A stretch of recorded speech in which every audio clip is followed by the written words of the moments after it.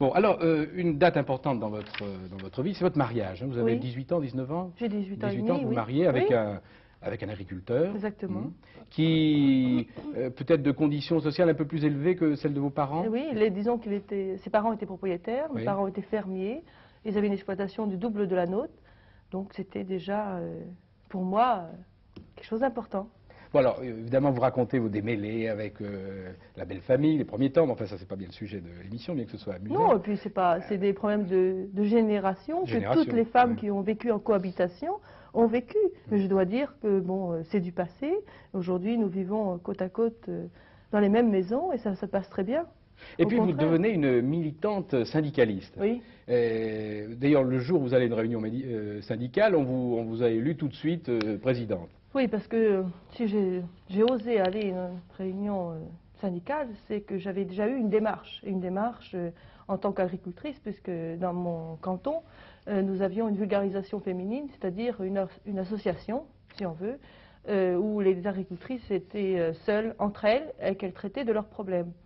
Et c'est comme ça que j'ai appris à aller en réunion, à prendre la parole, et surtout à côtoyer d'autres femmes et à oser parler. Et si j'ai pu aller à ces réunions, c'est parce qu'une autre femme, une autre agricultrice, plus âgée que moi, m'y a amenée. Et c'est comme ça, petit à petit, que j'ai fait une démarche. Je me suis rendu compte que nous, les femmes, bon, on débattait de nos problèmes, mais que le problème agricole allait bien au-delà. Oui. Alors, quelles ont été les réactions de vos proches, c'est-à-dire de votre mari, de votre mère, de vos beaux-parents, lorsqu'ils ont appris que vous étiez non seulement militante syndicaliste, mais présidente du syndicat de votre département, des jeunes agriculteurs, oui. c'est ça? Oh, première chose, je pense qu'ils ont été flattés? Oui, je pense quand même. Ils me l'ont jamais dit, mais je pense quand même que c'était un moment, ils ont été flattés, puis par la suite, ils se sont dit, mais il y aura des conséquences. Il y a des conséquences, c'est vrai que des conséquences. Bon, j'ai eu une vie publique, on m'a connue au niveau du département, puis après ça a été la région, et puis bon, c'était les absences fréquentes. Oui, vous allez manifester, vous allez à Bruxelles, oui, vous défilez avec des pancartes. J'étais à Bruxelles manifester, mais j'ai été aussi autrement que manifester. Oui, parce que la sûr. manifestation, c'est vraiment le côté ras-le-bol de l'affaire. Parce qu'il y a le problème concret des difficultés qu'on exprime hors manifestation. Il ne faut pas croire que le monde paysan, c'est le monde qui sort dehors. C'est pas vrai, on est très constructif dans nos revendications.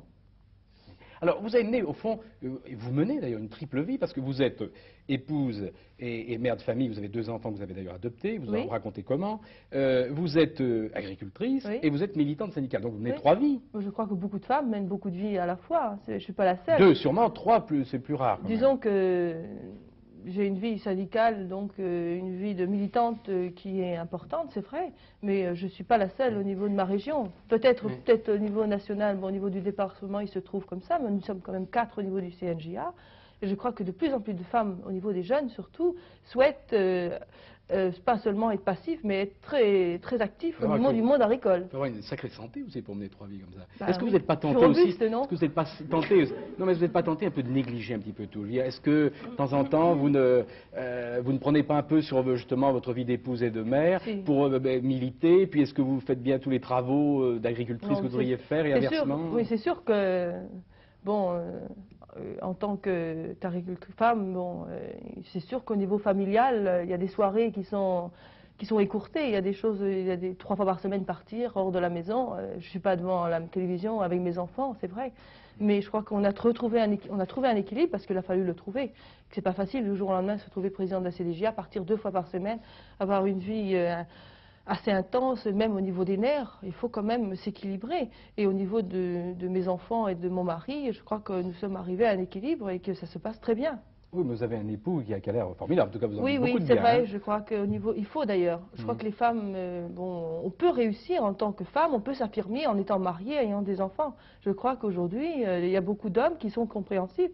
Il a compris très bien ma motivation et il la partage. Parce que je crois qu'au niveau d'agriculture, il ne faut pas oublier, c'est que moi, quand je suis absente, le travail que je ne fais pas sur l'exploitation, c'est lui qui se le cultive, c'est lui qui le fait.